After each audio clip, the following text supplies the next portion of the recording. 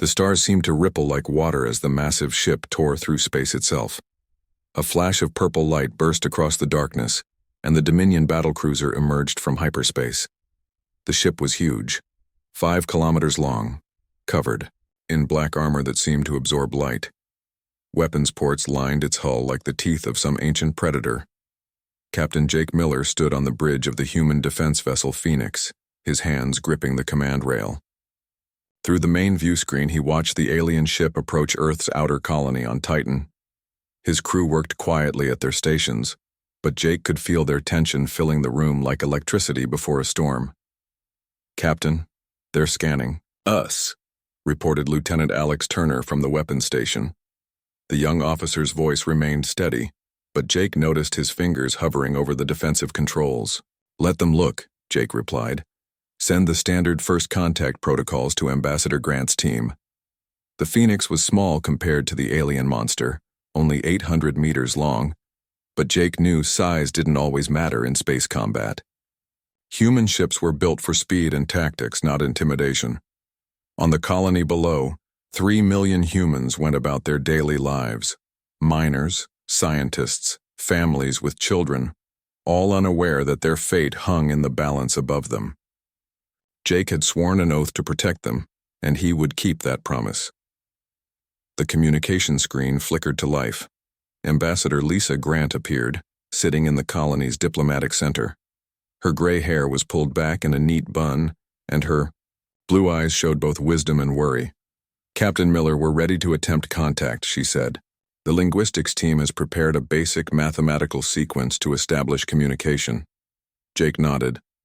"Proceed, Ambassador, but keep your emergency shuttles ready." For 20 minutes, Lisa's team transmitted peace offerings, mathematical concepts, music, images of Earth's diverse cultures. The Dominion ship remained silent, continuing its slow approach. Then, without warning, the aliens responded. The view screen filled with the image of the Dominion commander. Jake had seen many alien species during humanity's expansion into space, but this one made his skin crawl. The creature stood 3 meters tall, its body covered in chitinous armor that gleamed like oil. 6 arms ended in clawed hands, and its head resembled a mix between a mantis and a shark. Dozens of red eyes studied the humans with cold intelligence. "Primitive species," the alien spoke, its translation rough but understandable. "I am War Master Crix of the Galactic Dominion. Your world now belongs to us. Surrender immediately or face extinction." Lisa leaned forward, her diplomatic training taking over. "War Master Crix, I am Ambassador Lisa Grant of Earth. We welcome peaceful contact with your civilization. Perhaps we can discuss—" "There is nothing to discuss," Crix interrupted. "The Dominion has conquered 1,037 worlds. None have resisted successfully. You have 1 hour to surrender all defensive weapons and prepare for occupation." Jake watched Lisa try again. Surely there must be some misunderstanding. Humanity seeks friendship with all species. We have much to offer in trade, cultural exchange, scientific knowledge. The alien's laugh sounded like breaking glass. "The Dominion does not trade with inferiors. We take what we want. Your species is young, weak. You have barely left your home system. What could you possibly offer the masters of the galaxy?" Jake felt anger rise in his chest, but he pushed it down. He activated a private channel to his weapons officer. "Alex, start warming up the pulse cannons. Quietly." "Already on it, Captain," Alex whispered back. On screen, Lisa maintained her calm demeanor. "War Master, Earth has a saying, the young snake may have the sharpest fangs. We prefer peace, but we are not helpless." Crix's multiple eyes narrowed. "Threats? From a species that has existed for a mere heartbeat of cosmic time? The Dominion has waged war for 50,000 years. We have never lost. Your planet will be our 1,038th conquest." "And if we refuse?" Lisa asked. "Then you die." Crix gestured with one of his arms. "Look at your single, small ship. Look at my dreadnought. Do you see those weapon ports? Each one can destroy a city. I have 300 such weapons. Your mathematics mean nothing. Your music is noise. Your culture will be forgotten. Jake opened a channel to Earth. Command. Admiral Foster, are you seeing this? Admiral Ben Foster's weathered face appeared on a side screen. Every word, Captain. All fleets are moving to defensive positions. If they want to fight, they'll get one. Jake finished. Lisa made one last attempt. War Master Crix, please reconsider. Humanity has survived ice ages, plagues, world wars, and nuclear holocaust. We have fought ourselves for millennia and learned from every conflict. We do not wish to add your species to our list of former enemies. The alien commander rose to his full height. You dare compare tribal squabbles to the might of the Dominion? We have crushed civilizations that traveled the stars when your ancestors lived in caves. You have 1 hour. Use it to pray to whatever primitive gods you worship.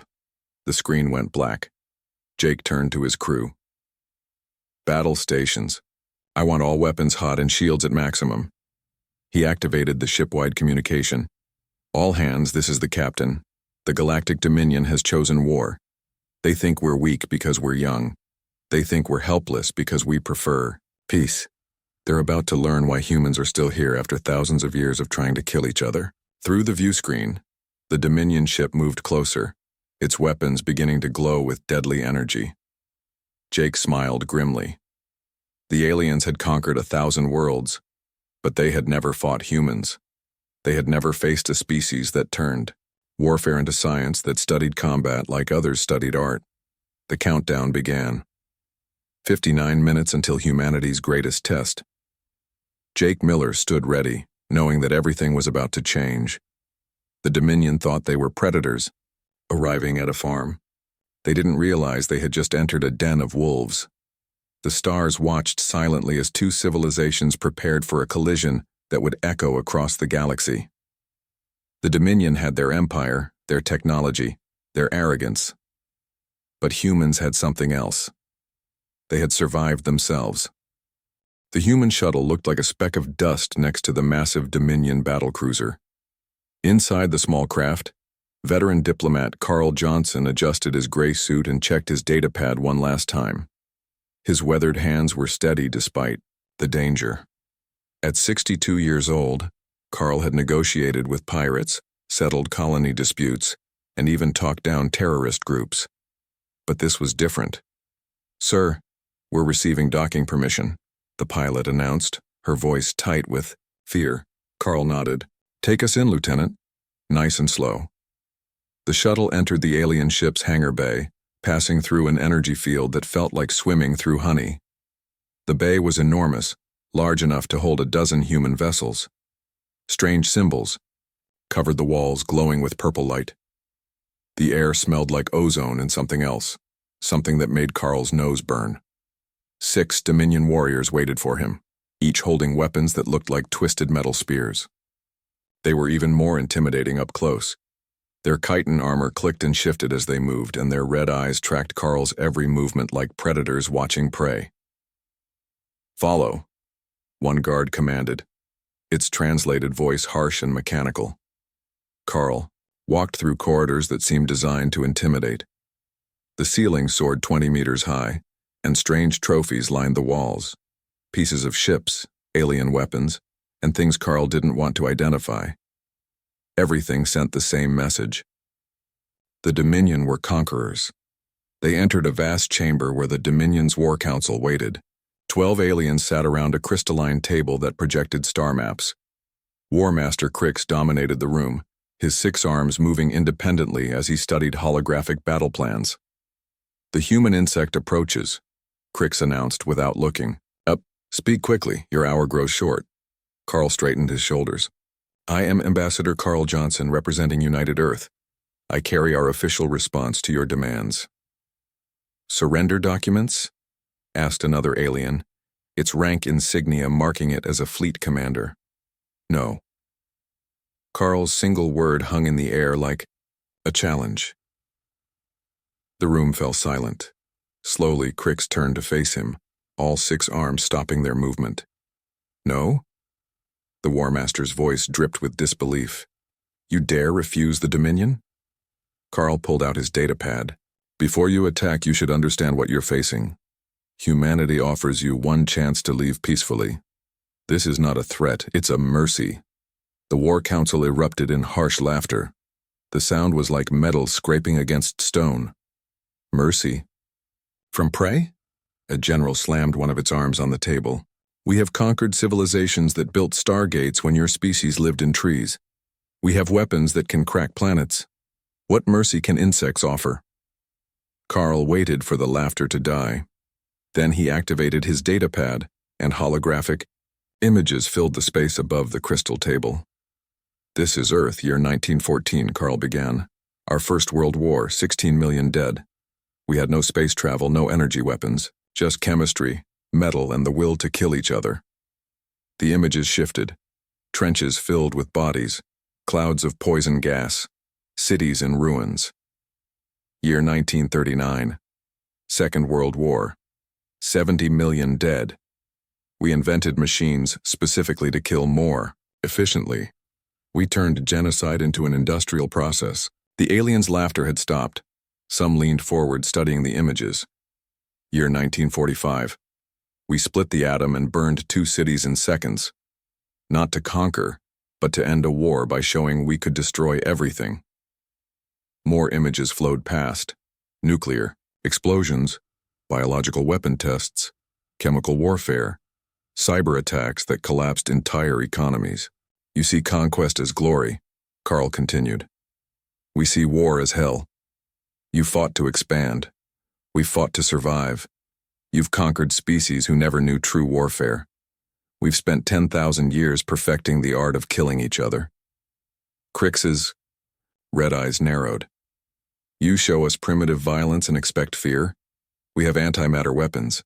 We have ships that can destroy continents. Carl smiled sadly. And that's why you'll lose. You see war as technology. We see it as psychology. You break bodies, we break minds. You take planets, we take hope. He changed the display to show modern human military assets, stealth ships, cyber warfare centers, biological containment facilities. Every human child learns about war, not to glorify it, but to understand its horror. We have weapons you haven't imagined because you've never needed them. Viruses that target specific genetic markers. Nanobots that turn your own body against you. Computer viruses that make your ships attack each other. Lies, spat a Dominion admiral. No young species could develop such things. We developed them to use on ourselves, Carl replied quietly. That's the difference between us. You conquer other species. We've spent millennia trying to conquer ourselves. We know cruelty in ways you never will because we've perfected it. On our own kind. He showed them images of human military academies, think tanks dedicated to warfare, museums filled with weapons from every era. Your empire fights for glory and expansion. Humans fight for survival. You follow rules of engagement. We wrote the book on breaking them. You have superior technology. We have superior desperation. Carl shut off the display. We don't want this war. We've seen too much death, caused too much suffering. That's why I'm here, to warn you. Leave now, and we can coexist peacefully. Attack us, and we'll show you why humans are the only predators that prey on themselves. The War Council sat in silence. For the first time in 50,000 years, doubt crept into Dominion minds. Finally, Crix spoke. You think fear tactics will save your world? You think showing us your barbaric past will make us retreat? Carl picked up his datapad. No. I think you'll attack anyway. Arrogance is universal. He turned to leave. But when your empire falls, when your last ship flees Earth space, remember this moment. Remember that we tried to warn you. As Carl walked back to his shuttle, he heard the War Council arguing. Some voices called for caution, others for immediate attack. He had planted the seed of doubt. The shuttle departed the Dominion ship and headed back toward human space. Carl looked back at the massive battlecruiser and whispered, "You should have listened." Behind him, the Dominion war machine prepared for what it thought would be another easy conquest. They had no idea they were about to learn why humans had a saying, "If you want peace, prepare for war." The countdown continued. 40 minutes until humanity would show the galaxy why they were still alive after spending their entire existence trying to destroy themselves. The countdown reached zero at exactly 1800 hours Earth Standard Time. War Master Crix gave the order without hesitation. Begin orbital bombardment. Target their military installations first, then population centers. Purple energy beams lanced, down from the Dominion battle cruiser toward Titan colony. The beams hit empty shield generators and abandoned buildings. The colony's 3 million residents had vanished like smoke. "Where are the humans?" demanded a Dominion tactical officer, its 6 eyes scanning confused sensor readings. Deep beneath Titan's surface, Commander Amy Brooks watched the bombardment on her screens. She stood in humanity's real command center, a bunker system built into the moon's core. Around her, hundreds of officers coordinated Earth's true defense network. They fell for it, Amy smiled. Launch Operation Haymaker. Across the solar system, hidden platforms activated. What the Dominion had dismissed as asteroid mining stations revealed their true purpose. Missile silos opened on Mars's moons. Stealth ships powered up in the Kuiper Belt. Drone swarms launched from Jupiter's radiation-soaked moons. The first surprise came from Earth's moon. A crater that had been there for millions of years suddenly split open, revealing a massive railgun. The weapon fired a tungsten rod at near light speed, punching through the Dominion battlecruiser's shields like paper. "Impossible!" Crix roared as his ship shuddered. "Their technology is primitive." But humans hadn't relied on advanced technology. They had used simple physics. Mass times acceleration equals force. The railgun was just metal and magnets, but it hit like the fist of an angry god. Commander Amy Brooks coordinated the assault like a conductor leading an orchestra. "Delta Wing, execute attack pattern Wolfpack. Charlie Squadron, target their engine ports, show them how humans hunt." Small human fighters swarmed the Dominion ship. Each fighter was piloted by veterans who had trained for this moment their entire careers. They flew in coordinated patterns learned from studying wolves, sharks, and lions, Earth's greatest predators. Lieutenant Steve Harris led Delta Wing through the Dominion's point defense fire. His fighter was tiny compared to the alien weapons, but that made him hard to hit. He remembered his grandmother's stories about World War II pilots fighting battleships. "Just like Grandpa did at Midway," Steve muttered, firing missiles into the enemy's sensor arrays. Death by 1,000 cuts. The Dominion weapons officer frantically tried to track the human fighters. "They're too small, too fast. Our targeting systems were designed for capital ships." That was humanity's first advantage. The Dominion had always fought ceremonial battles between massive dreadnoughts. They had never faced an enemy that turned warfare into chaos. Crix ordered his ground troops to deploy. Thousands of Dominion warriors descended in drop pods, expecting to find cowering civilians. Instead, they landed in kill zones. Sergeant Maria Rodriguez waited with her squad in the ruins of New Geneva colony. They had spent 3 days turning the abandoned city into a death trap. Every building was rigged with explosives. Every street had hidden gun positions. Every corner held a surprise. The dear Dominion warriors marched in perfect formation, their powered armor gleaming.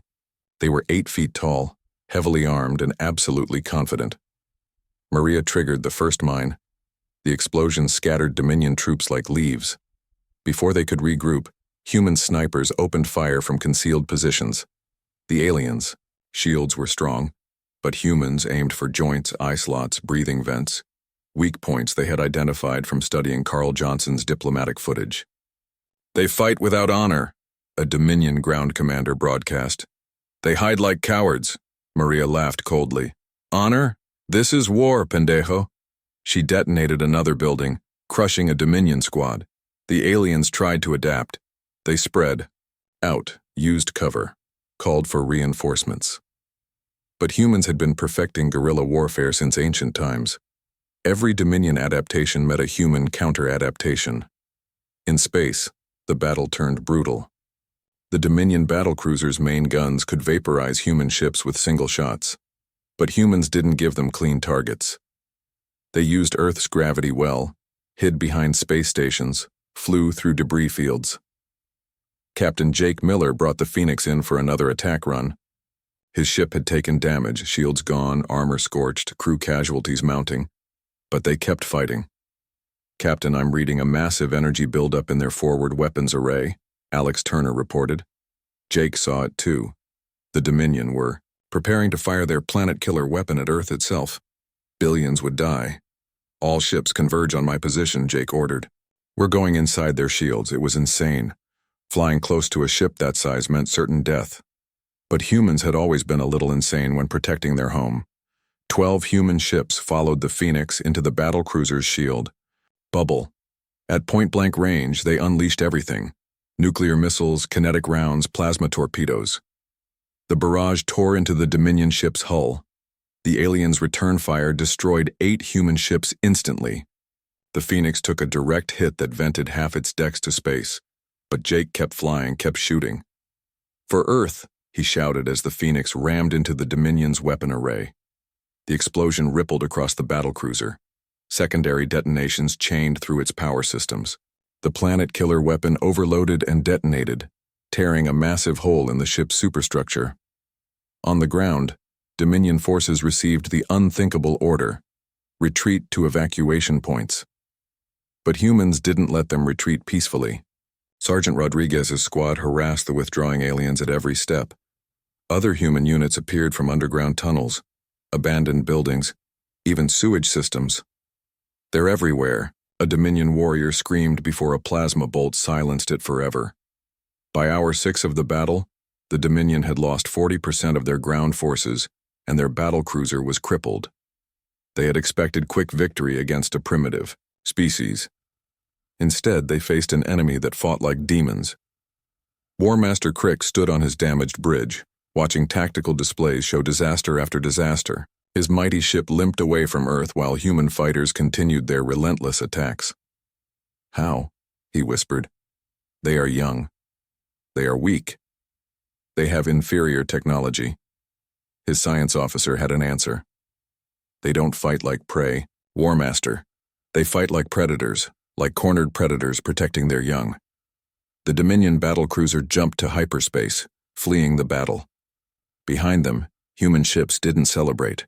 They prepared for the next assault, knowing this was just the beginning. Commander Amy Brooks studied the casualty reports. Thousands dead, dozens of ships lost.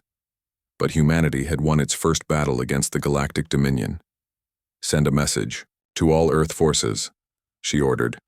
"Today we showed them human resolve. Tomorrow, we show them human rage." The galaxy would soon learn what Carl Johnson had tried to explain. Humans didn't just wage war, they transformed it into something terrifying. And they had only just begun. 3 days after the first battle, General Sam Davis stood in the underground Mars Command Center, studying a holographic map of the solar system. Red markers showed damaged human positions. Blue markers tracked the incoming Dominion reinforcement fleet. 6 battlecruisers, twice as powerful as the first one. "They're not making the same mistake twice," Sam observed. His weathered face showed no fear, only calculation. "Look at their formation. Overlapping fields of fire, escort screens, fighter coverage." His aide, Captain Nancy White, nodded grimly. "Sir, even with our guerrilla tactics, we can't stop 6 dreadnoughts. They've learned from the first engagement." Sam smiled.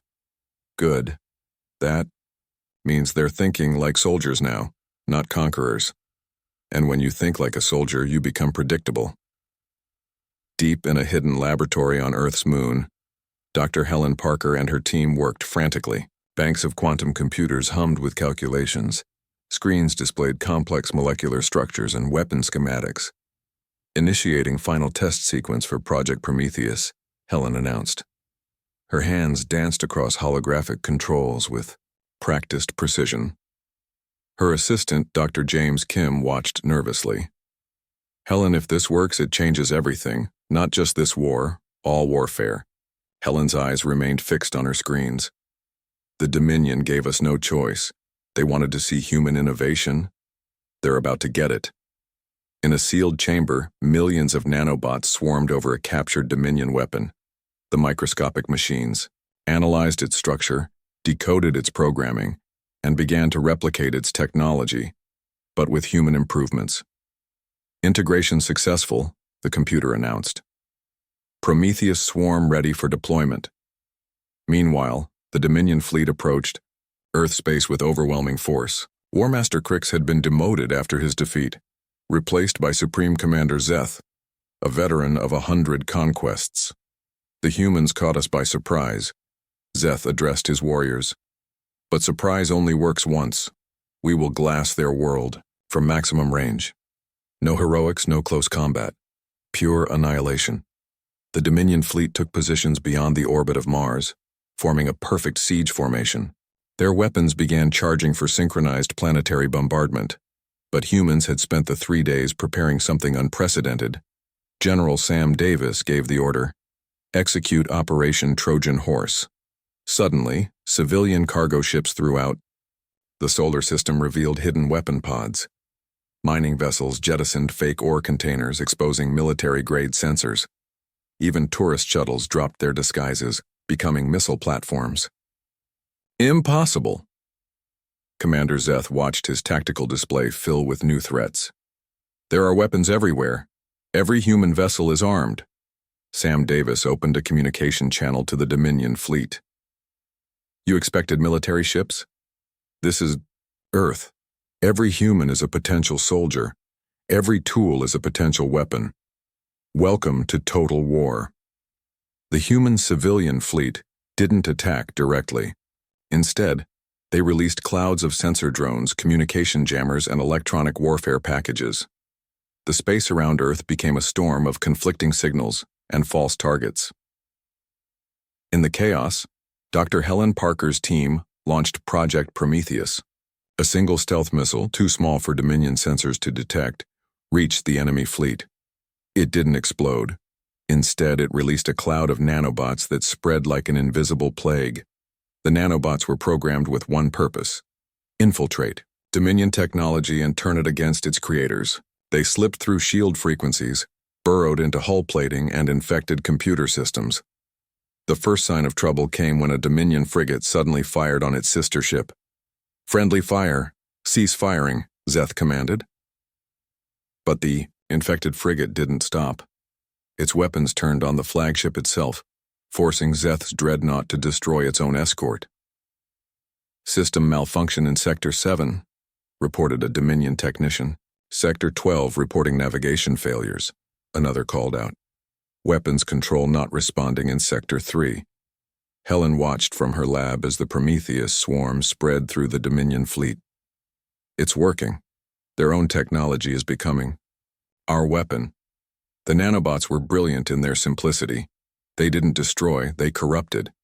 Weapons fired randomly, shields flickered on and off. Navigation systems flew ships into collision courses. The Dominion's perfect formation dissolved into chaos. Supreme Commander Zeth realized the truth too late. It's not malfunction. It's sabotage. They've turned our own systems against us. He ordered a general retreat, but half his ships couldn't comply. Their engines fired in random directions. Some jumped to hyperspace without coordinates, vanishing into the void. Others simply shut down, leaving their crews trapped in dead metal coffins. General Sam Davis coordinated the human response. All units, advance. Hit them while they're confused. Show no mercy. They wouldn't show us any. Human ships, immune to the nanobots, pressed their advantage. They targeted the crippled Dominion vessels with surgical precision. The aliens, masters of organized warfare, couldn't handle the chaos. Their chain of command shattered as ships stopped responding to orders. In one Dominion battlecruiser, the crew fought desperately to regain control. Captain Vrex, a veteran of 50 campaigns, watched helplessly as his weapons targeted his own. Engine room. Manual override, he screamed. Systems not responding, his weapons officer replied. The corruption is spreading. It's learning our protocols, adapting to our defenses. That was humanity's secret weapon. Not just technology, but adaptability. The nanobots used artificial intelligence to evolve, finding new ways to subvert Dominion systems. Every countermeasure the aliens tried only made the infection smarter. Dr. Helen Parker monitored the swarm's progress. General Davis, Prometheus has infiltrated their entire fleet network. I can trigger total system failure on your command. Sam hesitated. With one word, he could destroy the entire Dominion fleet. Hundreds of thousands would die. But he remembered Earth's history. Mercy and war often meant longer conflicts. Do it, he ordered. Helen activated the kill switch. Across the Dominion fleet, every system failed simultaneously. Life support, artificial gravity, communications, everything stopped. The mighty warships became drifting tombs. Some Dominion crews managed to reach escape pods. Human ships didn't fire on them. The message was clear. Surrender was acceptable. Death wasn't necessary. Supreme Commander Zeth sat in his powerless command chair, watching his empire's greatest fleet reduced to scrap metal. The unthinkable had happened. The Dominion had been defeated, not by superior firepower, but by innovation and cunning. Send the surrender signal, he ordered quietly. As Dominion escape pods drifted toward human rescue ships, the galaxy's balance of power shifted. The empire that had never lost a war had been brought low by a species they had dismissed as primitive. In her lab, Helen Parker deactivated Project Prometheus. The nanobots self-destructed, their purpose fulfilled. We didn't want this, she said softly. But we finished it. The turning point had come. Humanity had shown they could not only defend, they could conquer. The question now was, what would they do with this terrible power? The emergency session of the Galactic Council convened on neutral space station Harmony Point. Representatives from 47 civilizations gathered in the Great Assembly Hall, their forms diverse: crystalline beings from Vega, gaseous entities from the Magellanic Clouds, ancient machine intelligences from the core worlds, but all shared the same expression: fear. Supreme Commander Zeth stood in the center, no longer the proud warrior who had commanded the Dominion's greatest fleet. His chitin armor was cracked, his 6 arms hung limp. He had been summoned to explain the impossible, how the mighty Dominion Empire had been defeated by a single young species. Tell us what happened, demanded the council speaker, a being of pure energy that pulsed with each word. The Dominion fleet numbered 12 capital ships. The humans had barely achieved interstellar travel. Explain this defeat. Zeth's multiple eyes focused on the floor. They don't fight like prey. They don't fight like predators. They fight like something else entirely. Something that views war not as conquest, but as survival itself. Murmurs rippled through the assembly. The Dominion had terrified the galaxy for millennia. To see their commander broken was unprecedented. Meanwhile, in Earth's orbit, Admiral Ben Foster stood on the bridge of humanity's new flagship, the captured Dominion dreadnought now renamed Prometheus. His crew was a mix of humans and Dominion prisoners who had chosen cooperation over continued conflict. Sir, we're receiving a transmission from the Galactic Council, Communications Officer Pete Johnson reported. They're requesting Earth's presence at the emergency session. Ben nodded. Tell them we're sending our representative. Time to introduce ourselves properly to the galaxy. Ambassador Lisa Grant arrived at Harmony Point in a small diplomatic vessel, flanked by 2 escort fighters. As she entered the council chamber, every alien representative turned to stare. Here was a member of the species that had done the impossible. I'm Ambassador Lisa Grant of United Earth, she announced, her voice calm despite the tension. We come in peace to all who offer peace in return. The council speaker pulsed brighter. Your species has defeated the Dominion Empire. Their fleets flee at the mention of Earth. Their warriors speak your name with fear. What are your intentions? Lisa smiled sadly. The same as they've always been. We want peace. We want to explore, to learn, to grow. But we will defend ourselves. Crystalline being chimed forward. The Dominion possessed technology centuries ahead of yours. How did primitives defeat them? We're not primitives, Lisa replied. We're survivors. For 10,000 years, we fought the deadliest enemy in the galaxy, ourselves. Every war taught us something new. Every conflict made us deadlier. When the Dominion came, they expected to fight a young species. Instead, they fought a species that had mastered warfare before reaching the stars. Supreme Commander Zeth finally spoke. Show them what you showed me." Lisa activated her holographic display. The Council watched Earth's history unfold, endless conflicts, each more devastating than the last. They saw humans turn simple tools into weapons, transform peaceful discoveries into instruments of war. They witnessed nuclear fire, biological plagues, cyber warfare that crippled civilizations. "You see horror," Lisa said. "We see education. Every atrocity taught us what not to do. Every war crime became a lesson. We learned to fight with rules because we'd seen what happens without them." The gaseous entity from Andromeda swirled anxiously. "But surely now you will conquer. You have proven stronger than our greatest empire." Lisa shook her head. "We've conquered ourselves already. That's enough. Earth offers friendship to any who approach in peace. But to those who bring war..." She looked directly at Zeth. "We are the abyss that stares back." The council session continued for hours. Treaties were proposed. Boundaries were established. The Dominion Empire formally recognized Earth's sovereignty and agreed to pay reparations for their attack. As the session concluded, the council speaker made an unprecedented announcement. "Let it be known throughout the galaxy, Earth is under the protection of the Galactic Council. Any aggression toward humanity will be considered an attack on all member worlds." But everyone knew the truth. Earth didn't need protection. They had become the protectors. In the months that followed, the story of humanity's victory spread across the galaxy like wildfire. The Dominion Empire, weakened and humiliated, retreated to their core worlds. Other aggressive species quietly canceled their expansion plans. On a remote trading station, a group of young Dominion warriors listened to a grizzled veteran tell his story. "I was there," the old soldier whispered. "I saw their fighters swarm like insects. I watched our own weapons turn against us. I felt fear for the first time in my life." "What was the worst part?" asked one young warrior. The veteran's eyes grew distant. "The worst part? They didn't hate us. They didn't enjoy our destruction. They fought like it was just another day's work. Professional, efficient, terrifying."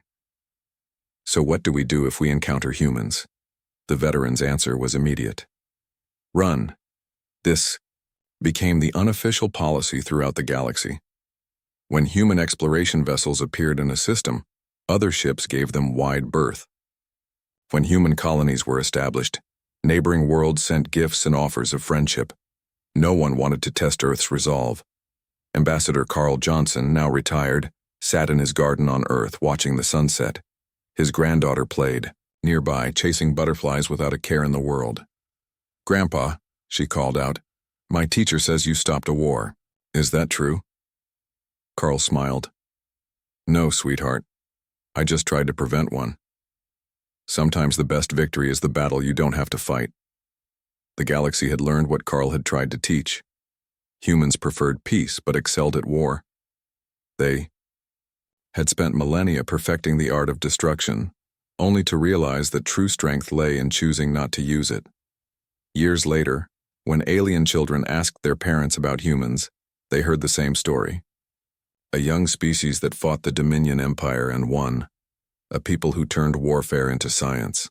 A civilization that chose mercy over conquest. And when aggressive species planned expansion, their generals would remember Earth and speak the word that had echoed across the galaxy. Run. For in the vast expanse of space among thousands of intelligent species, one truth had become universal. Humans were not prey. They were not conquerors. They were something far more dangerous.